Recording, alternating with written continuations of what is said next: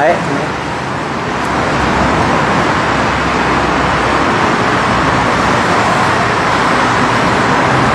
Halo, Assalamualaikum warahmatullahi wabarakatuh. Apa kabar sahabat Museum Geologi? Tentunya saya Danang P. Hadi Putro akan membawakan acara Bincang-Bincang Museum ke-18.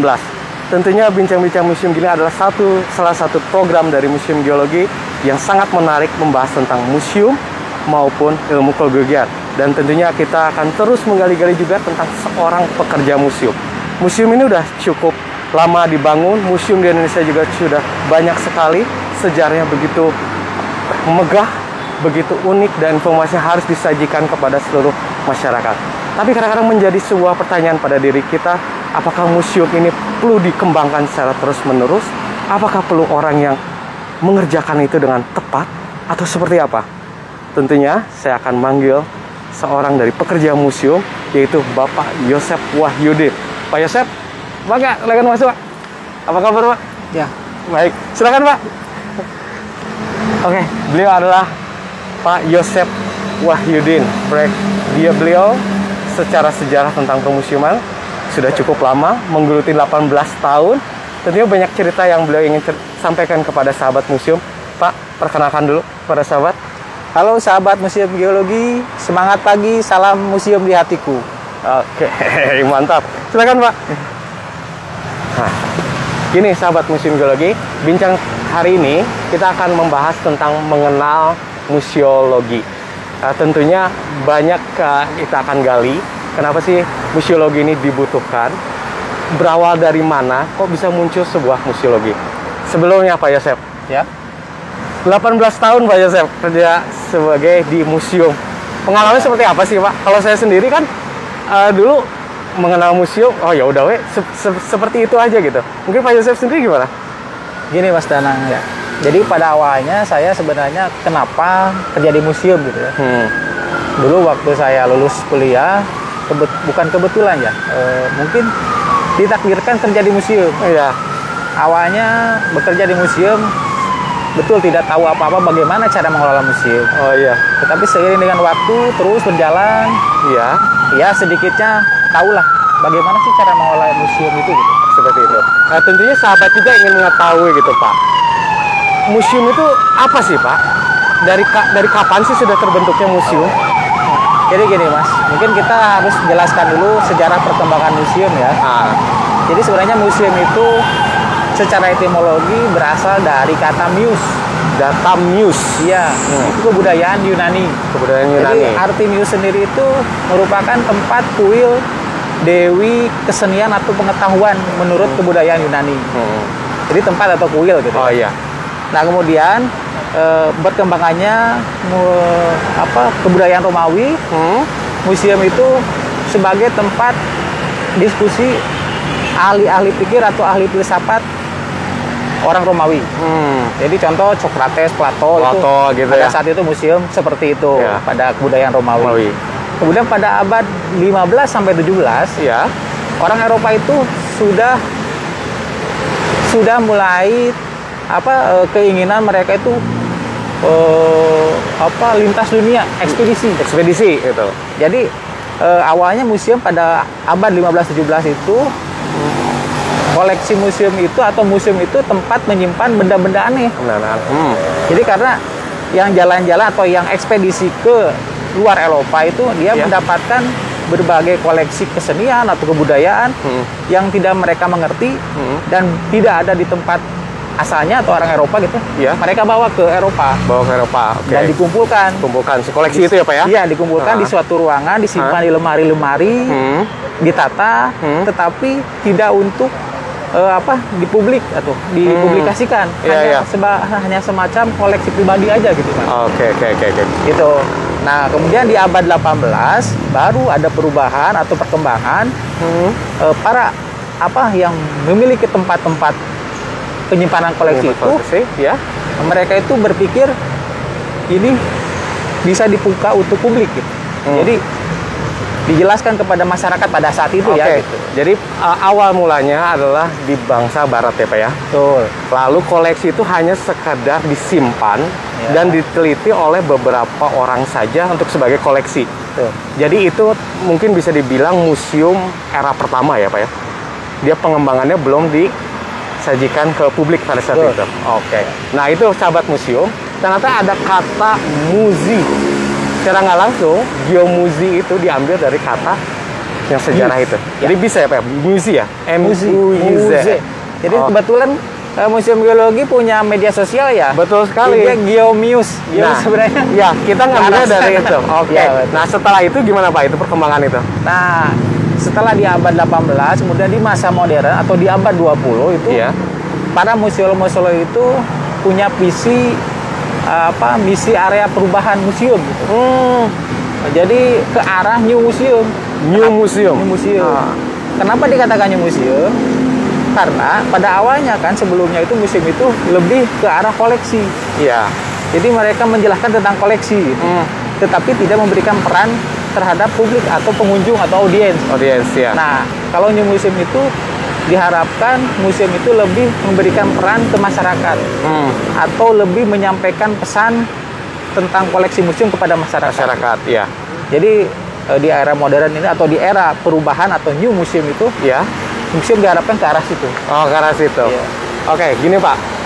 Ternyata sudah terbentuknya museum sebagai koleksi, disimpan, langsung berkembang lagi, diteruskan ke publik. Lalu muncul museolog. Sebenarnya museologi itu muncul ketika memang museum itu berkembang di awal, Pak, atau memang berjalannya perubahan ke museum di era kemodernan ini, Pak? Jadi gini, kalau untuk di Indonesia sendiri, kenapa ada museologi gitu ya?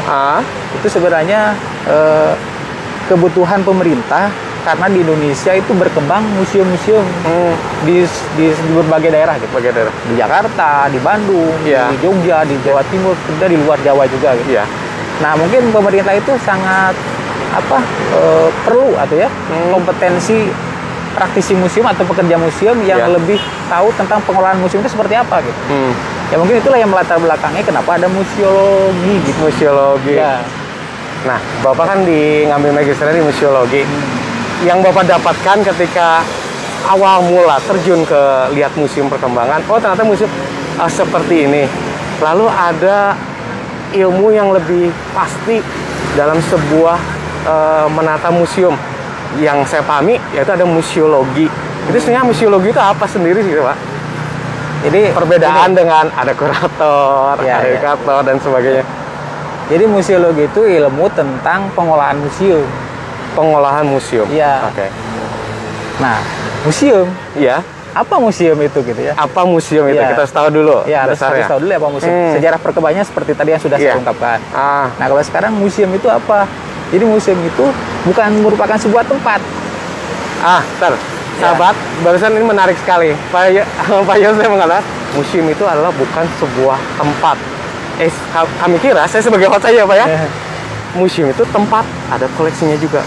Mungkin ada pandangan seperti apa gimana Ya, Pak? gini, jadi museum bukan sebuah tempat, tetapi museum itu sebuah organisasi. Museum sebagai. Ya. Berarti kalau organisasi harus dikelola. Betul. Oh, iya, itulah iya. pengelola. Jadi kenapa museologi itu ilmu tentang pengolahan museum. Jadi Oh, museum itu bukan iya, sebuah iya. tempat, tapi museum sebuah organisasi yang Iya. harus dikelola Iya. oleh kompetensi atau profesi-profesi yang ada di dalam museum. Oke. Contoh. Satu, kepala museum atau direktur, Iya. dibantu oleh tata-usaha. Ah. Kemudian profesi-profesi yang lainnya ada di museum itu seperti kurator, Kurator ya. konservator, Konservator. edukator, Edukator. eksibitor, Eksibitor. dan yang lainnya ya. Oh. Preparator. Preparator. Ya. Nah, itu semua profesi itu menggerakkan museum dalam sebuah organisasi supaya museum itu menarik Iya. dan lebih diminati oleh masyarakat. Diminati oleh Ya. masyarakat. Oke. Betul. Nah, dalam fungsi dasarnya itu Pak, museolog tentunya ada fungsi dasar sebagai pengelolaan. Itu fungsi dasarnya apa aja sih Pak? Nah, untuk fungsi dasar museum itu sebenarnya ada 3, Mas.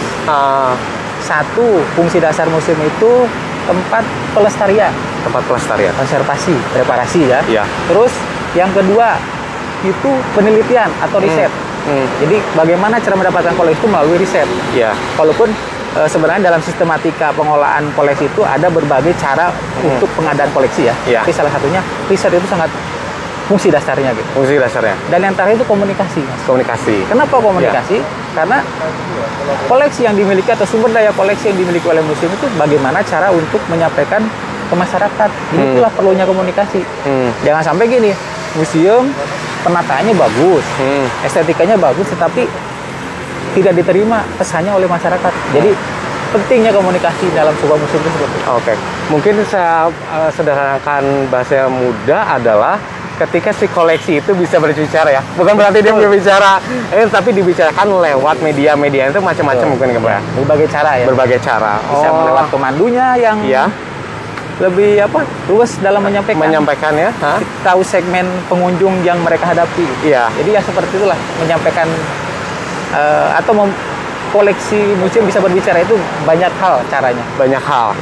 Nah, saya ingin bertanya Pak Yosep, dalam sebuah museologi itu, apakah setiap orang bisa menjadi seorang museolog?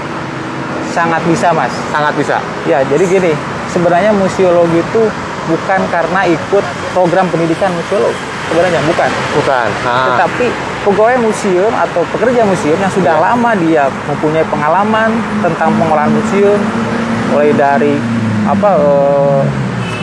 pengolahan koleksi, pameran, edukasinya,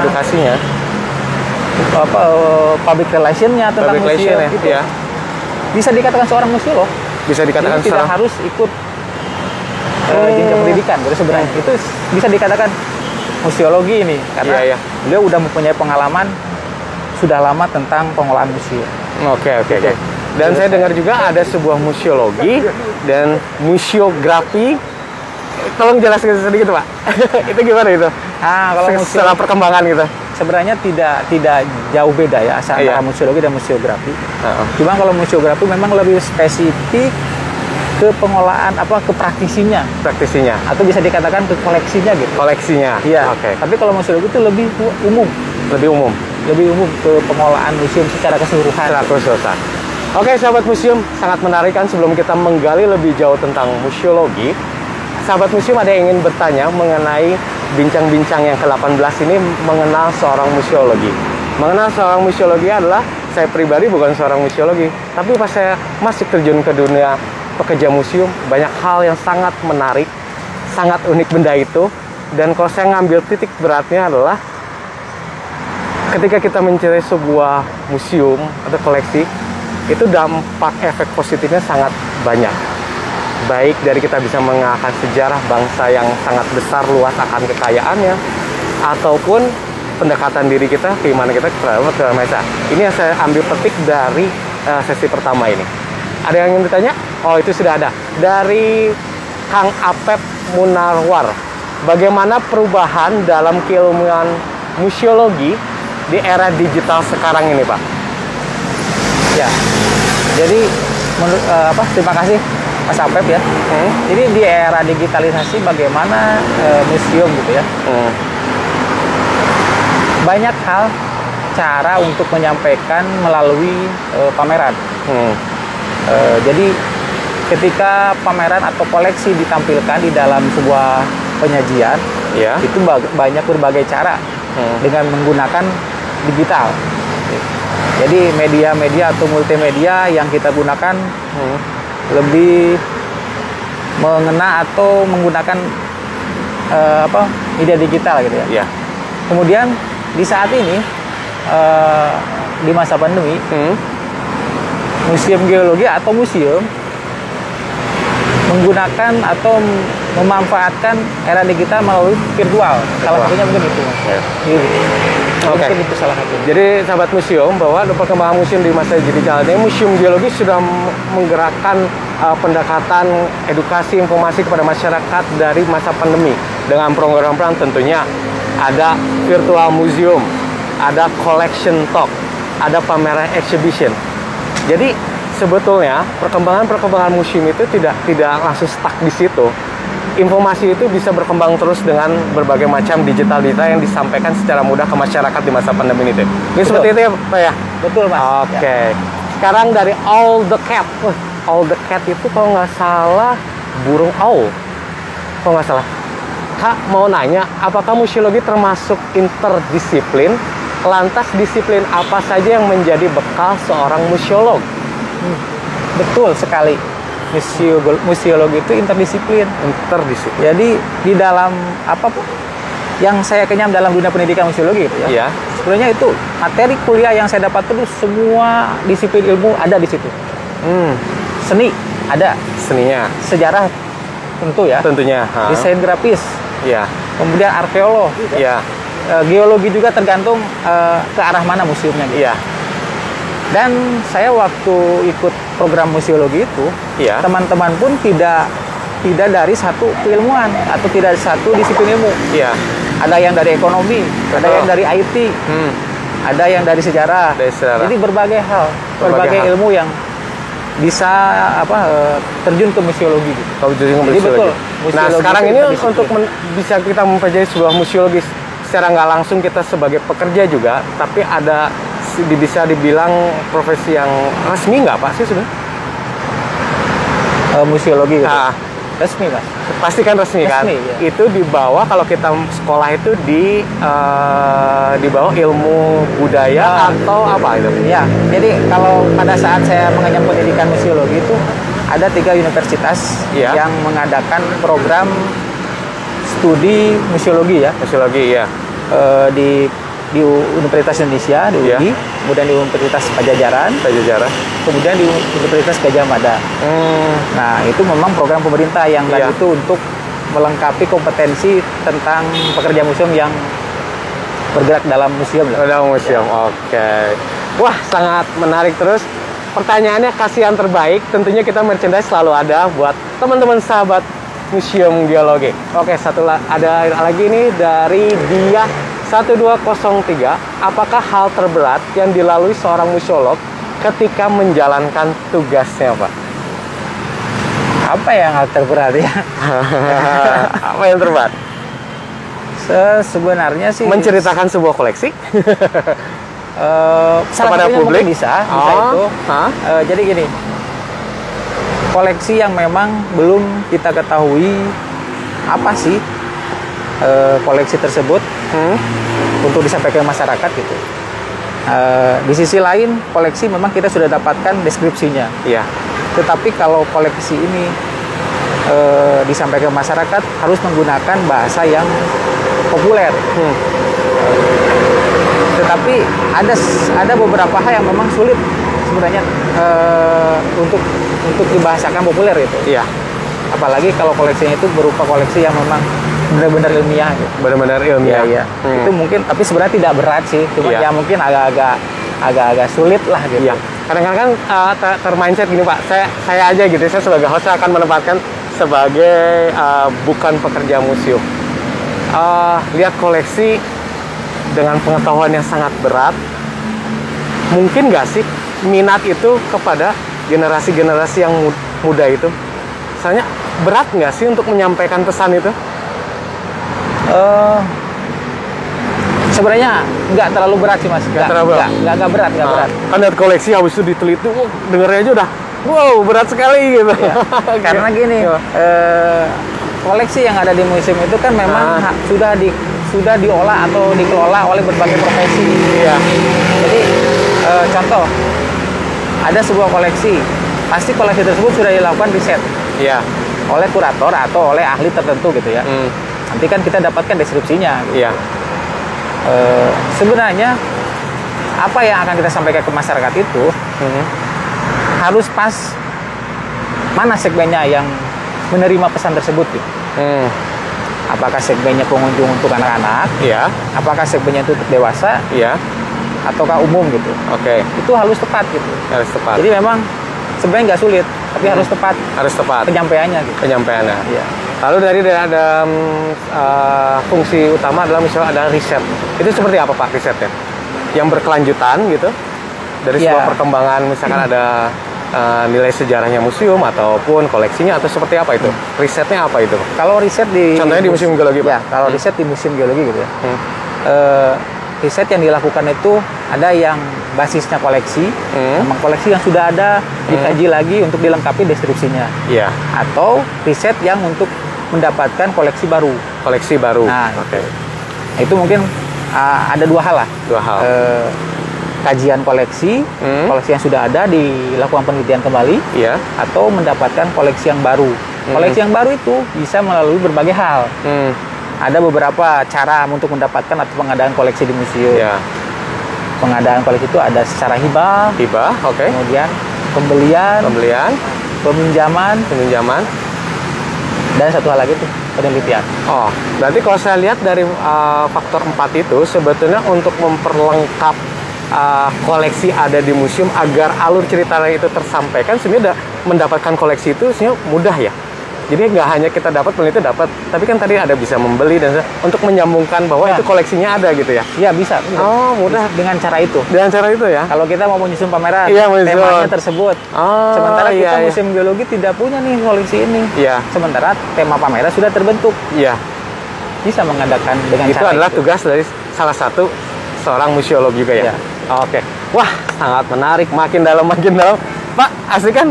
Kalau saya jujur, ternyata menjadi seorang museolog menarik juga, Pak. Jujur, sahabat museum mudah-mudahan bisa tergugah hatinya, mencintai museum, menjadi seorang museolog lebih dalam lagi untuk mengetahui apa sih pekerjaan seorang museolog. Ini ada pertanyaan lagi dari Amelia Yaros. Apakah edukator sama dengan turis guide? Oke. Jadi edukator sama pemandu gitu ya? Iya, betul sekali, Pak. Jadi, kayak misalkan museolog, apakah sama dengan kurator? Nah, nanti nyambung aja ke sana, Pak ya. Gak apa-apa ya. Saya tambahin aja. Oke. Jadi, apa bedanya edukator dengan pemandu? Iya. Nah, kalau edukator sebenarnya mereka itu udah tahu cara menyampaikan seperti apa. Iya. Tentang museum gitu ya. Museum, ya. Yang mereka hadapi itu siapa gitu. Iya. Itu udah lebih spesifik, dia tahu gitu. Dan dia itu sangat tahu sekali apa isi dari konten koleksi yang ada di museum gitu. Kalau pemandu itu memang jadi dia lebih menyampaikan sesuatu tidak seperti edukator yang lebih spesifik, mendalam gitu pengetahuannya gitu. Iya. Jadi beda sedikit. Kalau edukator itu fungsinya tidak hanya memandu sebenarnya. Jadi edukator itu sangat dibutuhkan kalau dalam penyusunan pameran. Oke. Nyambung dikit, Pak. Pemandu turis kan, karena tadi nanya tentang turis. Dengan pemandu museum, lalu apakah hanya pembeda istilahan nggak? Nggak, ini pertanyaan dari host saja, Pak. Oh, iya. Perkembangan itu. Jadi pemandu turis gitu ya, sama pemandu museum. Kalau pemandu museum itu hampir sama dengan pemandu turis. Turis. Tapi kalau edukator sangat berbeda. Berbeda. Oke. Yang tadi pertanyaan terakhir dari host. Maafkan sahabat, karena ini menarik, jadi saya juga ikut bertanya. Kurator, museolog, perbedaannya di mana itu? Bisa. Kalau museologi itu memang kan lebih mengetahui tentang pengolahan museum secara keseluruhan. Oke. Kalau kurator itu sebenarnya hampir sama dengan museologi. Iya. Cuman kurator dia itu pasti tahu tentang salah satu disiplin atau tentang ilmu koleksi tertentu gitu. Oke. Dia tahu itu. Secara spesifik. Iya, secara spesifik. Siap. Sahabat museum, ada yang ingin bertanya? Sahabat museum, masih ada yang mau bertanya? Oke, dari Apep Munah. Apakah perbedaan karakteristik penerapan museum geologi dan museum lain? Gimana, Pak? Jadi gini, mungkin karakteristik museum geologi itu kan lebih ke ilmu kegeologian ya, ilmu geologi gitu. Jadi lebih ke koleksinya itu tentang alam. Ya. Berbeda dengan koleksi museum yang lainnya, lebih ke budaya atau arkeolog atau peninggalan manusia gitu. Tapi kalau di museum geologi itu lebih ke koleksi-koleksi tentang geologi. Walaupun memang di beberapa corner pasti ada koleksi yang memang berkaitan dengan kehidupan manusia. Iya. Jadi di corner yang di sejarah kehidupan kan ada corner artefak. Iya. Jadi tapi perbedaan karakteristiknya dengan museum yang lain, memang museum geologi itu lebih ke alam dan menjelaskan tentang kegeologian. Oke. Ada lagi sahabat yang ingin ditanyakan? Belum ada? Gini Pak, tadi antara museum lalu ada koleksinya. Ketika kita ada fungsi museum itu dalam sebuah museolog, berarti kan dia menceritakan, mengkomunikasikan si koleksi tersebut. Ya. Nah, gimana mengaitkan sebuah itu menjadi sebuah cerita yang menarik, tapi bukan hanya sekedar secara saintifik aja, misalnya cukup dengan batuan adalah kandungan gini ya. Apakah dalam sebuah museum itu ada nilai plus yang harus disampaikan sebuah koleksi itu, nilai akhirnya kepada masyarakat nggak? Jadi gini, harapan museum sekarang atau museum itu kan, jadi masyarakat atau pengunjung itu lebih berpartisipasi. Berpartisipasi berarti dia bukan hanya melihat, ya, tapi dia ikut mengkontribusikan. Nah, kontribusi itu berpartisipasi seperti apa, Pak? Nah, gini, contoh gini ya. Kan museum saat ini diarahkan bahwa masyarakat itu lebih berpartisipasi dan ada timbal baliknya ke museum juga. Dan ada nilai tambah buat mereka juga. Contoh gini, kita menyusun sebuah pameran. Iya. Pameran temporer lagi. Temporer. Pengunjung kan melihat apa yang kita sajikan. Nah, ada sudut tertentu yang diharapkan itu sebagai sudut untuk memberikan atau partisipasi pengunjung untuk mengisi respon dari apa yang telah mereka lihat. Ya, bisa hal tersebut tuh berupa konten kreator, ya, atau mereka itu bisa sebagai komentator juga, hanya sebagai komentator, atau hanya sebagai joiners, atau hanya sebagai penonton saja. Jadi dengan hal tersebut ada nilai tambah buat museum, ya, karena kan pasti di situ ketika pengunjung memberikan respon apa yang mereka lihat di pameran, ya, dikomentarin sama pengunjung yang lain gitu. Jadi ada semacam masukan bagi museum. Berarti sahabat, berarti ada sebuah kontribusi ketika salah satu contoh tadi Pak Yosef menjelaskan, contoh misalnya ada pameran virtual atau sebagainya, wadah untuk menyampaikan sebuah aspirasi pendekatan kita kepada museum itu bisa lewat dari chat yang ada di situ. Tapi mereka bisa menjadi konten, ya, konten kreator, bisa sebagai pendengarnya saja, ya, bisa sebagai komentator, atau hanya sebagai gabung saja deh gitu. Gabung saja. Itu adalah sebuah kontribusi yang sangat besar ketika semua orang itu masuk. Jadi kita nggak hanya melihat orang itu masuk join, lah habis itu dia hanya komen seadanya. Itu juga udah nilai plus juga, ya, Pak? Nilai plus bagi kita, ya. Oke, lanjut lagi dari Daralista. Apakah di museum dan pergantian barang koleksi, ada pergantian barang koleksi, bagaimana cara museum mengatur agar pengunjung tertarik untuk datang? Ya. Jadi itu salah satu tugas museolog, ya? Betul, salah satu. Jadi kalau kan di museum itu ada pameran tetap, ya, ada pameran temporer, dan pameran keliling. Nah, kalau pameran tetap untuk penggantian koleksi memang ada, tapi memang itu sangat jarang sekali, ya. Kecuali kalau memang koleksi tersebut ada kerusakan yang harus dikonsep, harus diperbaiki gitu, ya. Nah, cara untuk membuat pengunjung bahwa museum itu ada pergantian koleksi atau ada pergantian hal-hal yang baru, itu ranahnya itu atau arenanya itu pameran temporer. Jadi Museum Geologi menampilkan koleksi-koleksi di pameran temporer itu hasil dari hasil dari penelitian baru, atau hasil dari penelitian yang memang sudah ada koleksinya, tetapi ada informasi yang harus disampaikan kembali ke museum, ke masyarakat, gitu. Atau ada event-event tertentu yang kaitannya dengan hari-hari besar, gitu. Menampilkan koleksi yang relevan dengan hari-hari besar. Gitu. Siap. Dari Tandi 02, apakah di Museum Geologi sudah tersedia fasilitas yang mendukung penyandang disabilitas? Ini masih, ya. Iya. Museum Geologi menggagas sejak tahun 2019, ya, kalau nggak salah, ya. Betul sekali. Sebagai museum ramah disabilitas. Betul. Jadi memang masih ke arah sana, tapi kita masih berusaha proses lah. Iya. Mudah-mudahan ya kedepannya Museum Geologi menjadi museum yang ramah disabilitas. Tetapi usaha dari kita, insya Allah sedang berjalan lah. Berprogres. Oke. Nah, dari Dani Tandi 02, apakah ada koleksi yang masterpiece atau populer di Museum Geologi? Ada, Mas. Ada. Ya. Memang sebuah museum itu harus ada masterpiece ya, Pak. Apakah itu sebagai daya tarik? Tapi kalau saya lihat sih memang mungkin dari sisi penyampaian komunikasi, pengunjung data, memang harus ada, kalau saya lihat pribadi ya Pak, harus ada masterpiece ya.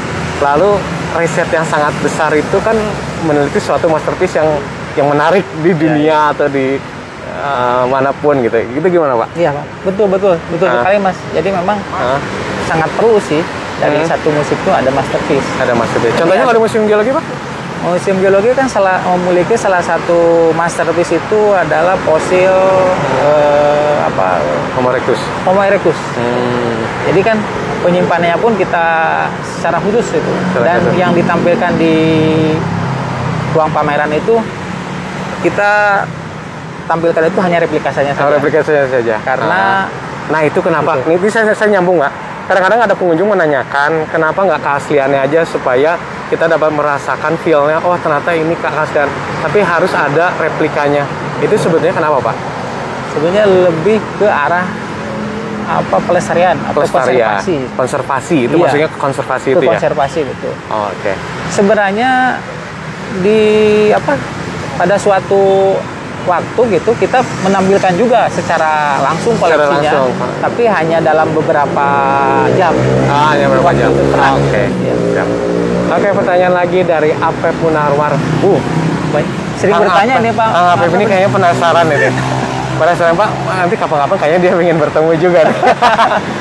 Bagaimana potensi pengembangan museum di Indonesia saat ini dan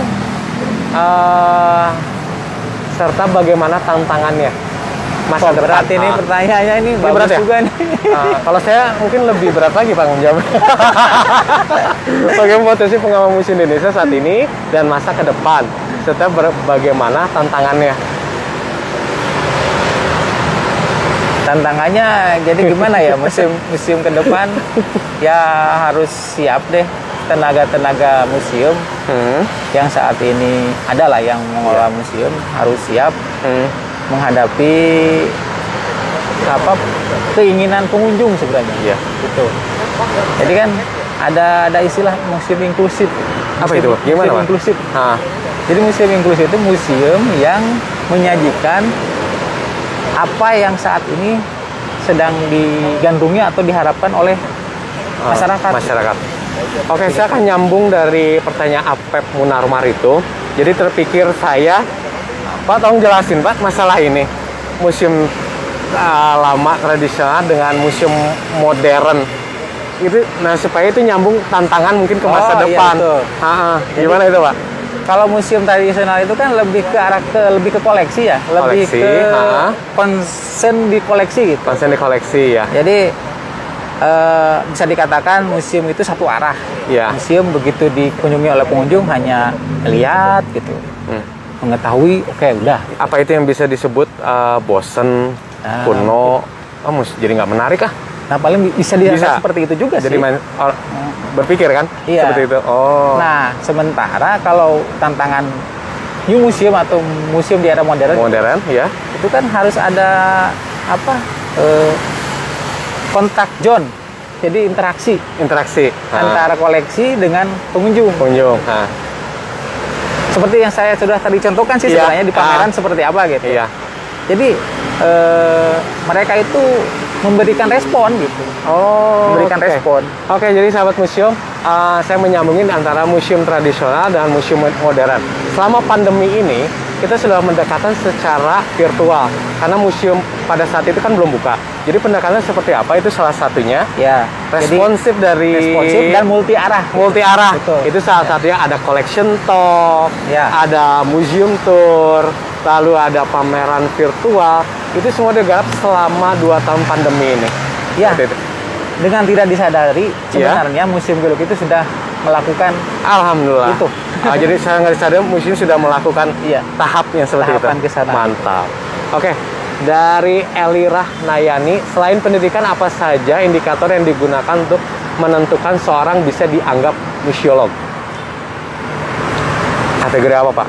Dia bisa disebut, oh ini museolog gitu. Apa saja indikator yang digunakan untuk menentukan seseorang bisa dianggap museolog? Jadi selama personal, Ya. dia sudah bekerja di museum, sudah memiliki pengalaman dan tahu tentang pengolahan museum, bisa dikatakan sebagai museolog. Oke. Gitu Tapi aja deh. saya suka, Pak. Saya suka benar kata-kata kalau ketika dia memang sudah pengalaman menggeluti, dia udah museolog. Meskipun secara titel atau apa dia belum, tapi dia sebenarnya sudah menggeluti lama banget. Betul. Dan dia sudah tahu cara mengelola itu. Iya. Oke. Iya. Siap. Dari anak Hasanti GG, koleksi paling mahal di Museum Geologi dan bagaimana cara merawatnya? Nah, pelestarian, Pak? Atau bukan? Iya, mungkin lebih ke pelestarian ini. Tapi Pelestarian. itu ada mahalnya. Kalau Ada mahal ya? iya, Entar dulu, Pak. Mahal gimana nih, Pak? itu sebenarnya koleksi di museum atau di Indonesia itu Hah? near apa ya? Tanpa batas gitu. Tanpa batas. Maksudnya tak terhingga gitu lah. Bisa jadi katakan mahal, lebih mahal lagi dari mahal gitu kan kalau tak terhingga atau tidak terbatas, karena di museum Indonesia atau museum di Indonesia itu kan tidak seperti di luar negeri. Jadi setiap koleksi itu diasuransikan karena mereka udah memiliki harga gitu.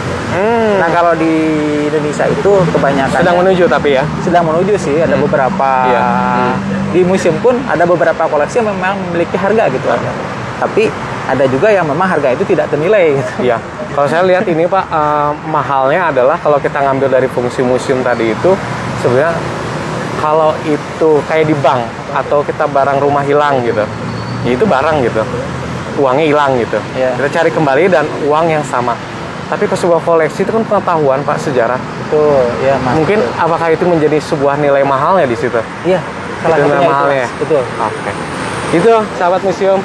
Dari Sylvia Rizka, berapa kali dalam setahun biasanya Museum Geologi melakukan rotasi koleksi yang disimpan di storage dan di ruang peraga? Itu mungkin kalau kaitannya rotasi koleksi itu ada program revitalisasi, Mas. Betul, betul. Idealnya program revitalisasi museum itu 5 tahun sekali, tapi dalam kenyataannya memang bisa lebih sih, tergantung dari kondisi museum tersebut gitu. Tapi idealnya 5 tahun sekali melakukan rotasi koleksi. Rotasi koleksi. Ya. Kalaupun tidak bisa direflektasi, berarti ada pameran apa? Itu temporer. Itu ada satu bentuk informasi yang istilahnya Memberikan hal-hal yang baru. Iya. Oke. Seperti itu, sahabat. Ada lagi, sahabat, karena kalau kita semakin bertanya semakin dalam, hadiahnya pun kami berikan buat sahabat Museum Geologi. Ameliaris, bagaimana kriteria menentukan suatu karya adalah masterpiece? Oh, ya. Jadi menentukan karya sebuah masterpiece itu satu langkah. Ya. Terus nilainya itu sangat bersejarah gitu. Dan mempengaruhi keilmuan di dunia gitu. Itulah mungkin salah satunya itu gitu. Salah satunya. Langka mempunyai nilai sejarah yang sangat kuat, ya, dan mempengaruhi keilmuan di dunia. Keilmuan di dunia. Oke. Siap. Ada lagi dari sahabat museum? Belum, tidak ada. Nah, saya akan lebih memperdalam tentang museolog Bapak ini.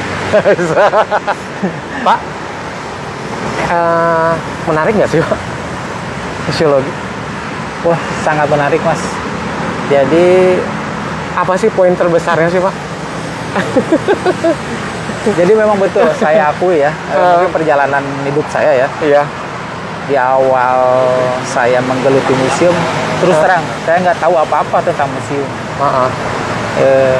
Jadi jujur waktu saya pertama kali kerja di museum itu, di Subang ya, sebelum di Museum Geologi, saya kerja di Subang, di Museum Subang. Jadi waktu itu saya merangkap sebagai office boy ya, pemandu, pemegang kunci, tukang pegang kunci museum. Aduh, ini harus sudah buka. Terus ya disitulah mungkin saya tergugah karena lihat koleksi yang ada di museum kan, mahal ya. Iya, mahal dan saya tidak tahu ini apa gitu. Makanya saya langsung berusaha untuk mengetahui apa sih ini koleksi ini, terus apa sih yang harus disampaikan ke pengunjung gitu. Terus gitu berusaha. Akhirnya ya saya mendapatkan benar-benar saya menyukai museum. Museum. Bukan berasa karena memang Bapak belajar sejarah, atau ada apa yang tergugah di mananya Pak koleksinya? Apakah hanya koleksi disimpan seenaknya, oh kayak gini, atau gimana? Mungkin Bapak bisa sampai tergugah lebih dalam lagi, atau mungkin menarik dari sebuah ceritanya si koleksi itu. Nah itu salah satunya juga itu. Jadi ketika kita tahu cerita tersebut, iya, seolah kan kita tahu jadi tahu ya. Iya. Nah, tetapi banyak orang yang tidak tahu gitu. Iya. Nah makanya fungsi itu, saya harus menyampaikan sesuatu kepada mereka yang tidak tahu, terutama generasi muda mas. Iya. Harus tahu tentang koleksi atau masa lalu atau sejarah. Nah, itu adanya di museum sih. Adanya museum. Kaitannya dengan koleksi-koleksi yang ada. Oke. Dari 14 tahun, apakah perbedaan antara museum dengan galeri, information center? Museum dan galeri, Pak. Ini kalau museum dan galeri, dan atau information center. Iya. Kalau museum itu jelas pasti memiliki pengelolaan yang sesuai dengan manajemen koleksi gitu. Manajemen koleksi. Ada pengelolaan manajemen koleksi. Ya. Jadi kan di situ ada pengadaan koleksi. Ya. Kemudian ada register. Ada inventaris. Ya. Terus kalau museum itu nirlaba. Ya. Sementara kalau galeri, itu kan ada galeri seni. Iya. Di situ pasti ada proses jual beli. Gitu. Iya. Mungkin ya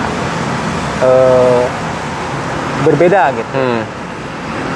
Tapi ada juga galeri yang memang menampilkan koleksi-koleksi seni yang memang tidak ada jual beli juga ada. Ada juga. Tapi kalau galeri sepertinya sih memang ada jual beli sih karena menampilkan koleksi yang memang baru, yang kontemporer atau koleksi-koleksi yang memang lama gitu. Iya. Tapi biasanya kalau koleksi yang lama itu sudah tidak diperjualbelikan. Iya. Information center? Kalau information center itu lebih ke pelayanan publik sih, itu lebih ke public relation kayaknya. Public relation, pemasaran. Dia menjelaskan aja gitu, menginformasikan aja gitu. Menginformasikan,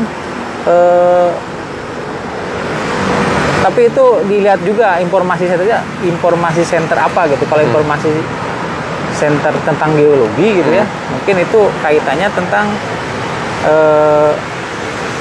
informasi tentang geologi, seputar geologi. Oke. Nah ini Pak, saya nyambung lagi. Tadi kan tentang museum, galeri, information center.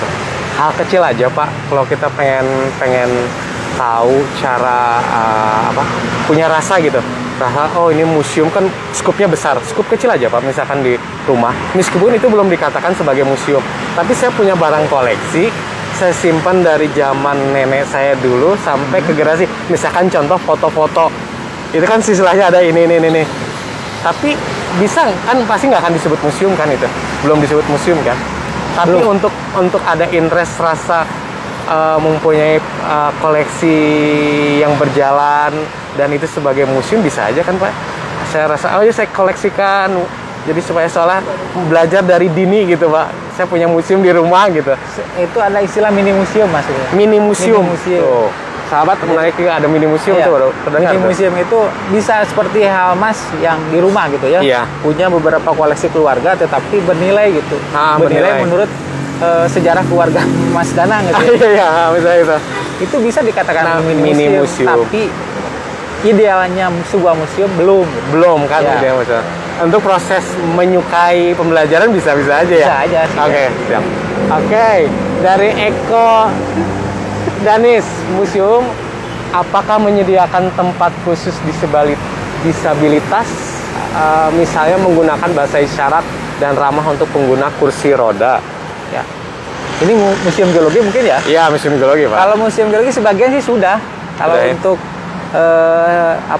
lebih ke fisik gitu ya.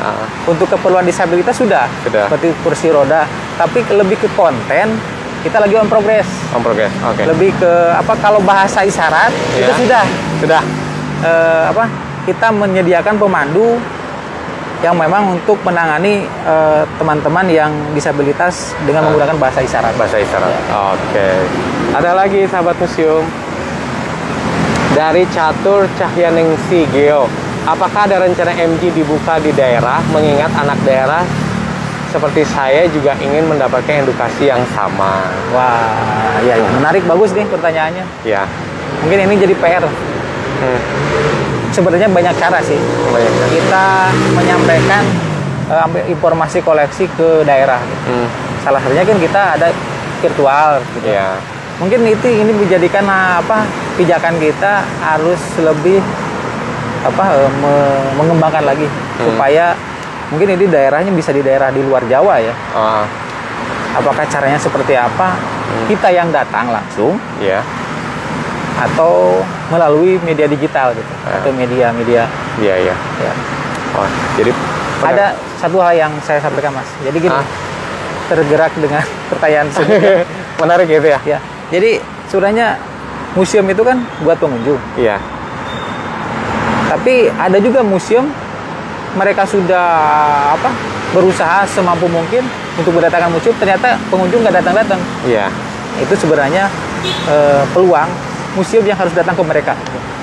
Museum harus datang ke mereka. Ya, museum yang harus datang ke pengunjung. Itu salah satu. Dengan bentuk berbagai macam ya? Berbagai macam. Bisa sosialisasi, bisa pameran atau seperti itu ya? Iya, seperti itu. Atau sekali digital melakukan virtual? Virtual. Oke. Siap. Halo sahabat museum, makin mendalam lagi kita mempelajari tentang museologi. Tentunya museologi ini kita mempelajari 3 aspek itu yang lebih mendalam tentang permuseuman. Eko Danis, kriteria museum yang apa itu? Admin bisa bantuin itu apa itu? Baik.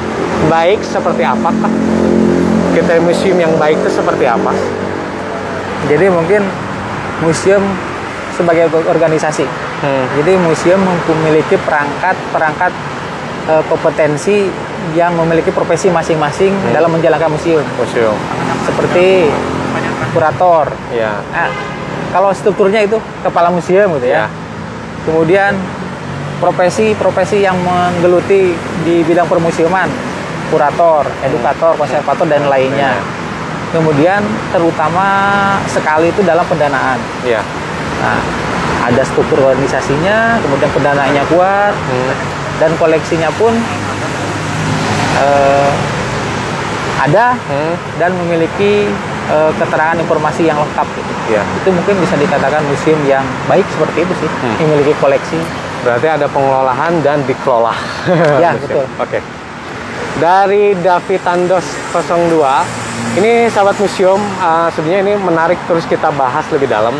Cuma memang kita akan batasi, dan ini adalah terakhir pertanyaan adalah hal-hal apakah yang menginspirasi kakak sehingga menjadi edukator di museum geologi?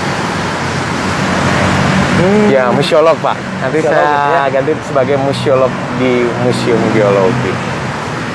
Jadi yang menginspirasi saya, kenapa saya tergerak hati jadi museolog gitu ya? Sebenarnya betul. Ketika saya mengetahui berbagai koleksi yang ada di museum, sangat menggugah keinginan saya untuk menyampaikan sesuatu ke masyarakat tentang koleksi gitu. Dan koleksi tersebut memiliki nilai yang sangat penting tentang sejarah masa lalu, baik sejarah itu sejarah alam atau sejarah kebudayaan gitu, untuk disampaikan ke generasi muda. Tetapi caranya di museum itu berbeda. Yang saya tertarik itu. Jadi melalui pameran, melalui cara edukasi yang lainnya gitu. Jadi tidak berbeda dengan penyampaian seperti halnya di dalam dunia pendidikan sekolah gitu, atau di universitas itu. Cara menyampaikannya itu memang dengan cara yang lain gitu. Oke. Semoga sahabat-sahabat museum tergugah mencintai museum dengan berbagai keinginannya. Bisa sebagai museolog ya Pak ya? Bisa sebagai edukator, bisa sebagai orang yang hanya meminati tapi dia tidak terjun langsung, hanya sebagai orang peminat saja dengan wadah-wadah yang banyak sekali untuk sebagai minat museum. Itu banyak hal. Yang penting Anda selalu mencintai museum. Oke, karena ini sudah di akhir, tentunya ada 5 pemenang yang Museum Geologi berikan kepada kalian semua. Pertama dari Diah 103. Oke, lalu ada Daya Lista. Yang ketiga ada All the Cat.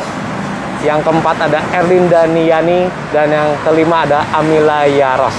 Oke, ditunggu ya. Nanti kita diproses hadiahnya dan kita akan kirim ke rumah masing-masing. Jangan lupa untuk mendapatkan informasi lebih lengkap tentang museum geologi, baik museumnya maupun koleksinya.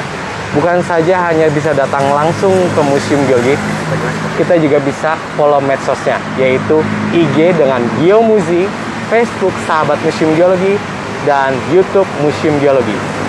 Saat ini di masa pandemi kita sudah buka secara 1 bulan. Museum Geologi buka Senin sampai Minggu, tapi tentunya tutup di hari Jumat dan hari Senin. Buka jam 10 sampai dengan jam 1. Oke. Untuk para pemenang jangan lupa alamat lengkap dikirimkan ke DM IG. Ya, jangan lupa alamatnya harus lengkap dan send message ke DM admin Geomuzi. Pak, jujur sebetulnya pengen menggali lebih lanjut. Gimana caranya kalau kita pengen ngobrol-ngobrol, ada sahabat, mungkin kan aja ketika dia datang? Boleh saja. Oke. Silakan. Oke. Akhir kata dari saya, Danang PH Dipotro, saya undur diri dari ini. Mari kita bareng-bareng mengucapkan tagline museum, Smart Museum, Smart People, Smart Nation. Bareng-bareng Pak ya? Siap. Oke. 1, 2, 3. Museum Geologi, Smart Museum, Smart People, Smart Nation. Assalamualaikum warahmatullahi wabarakatuh.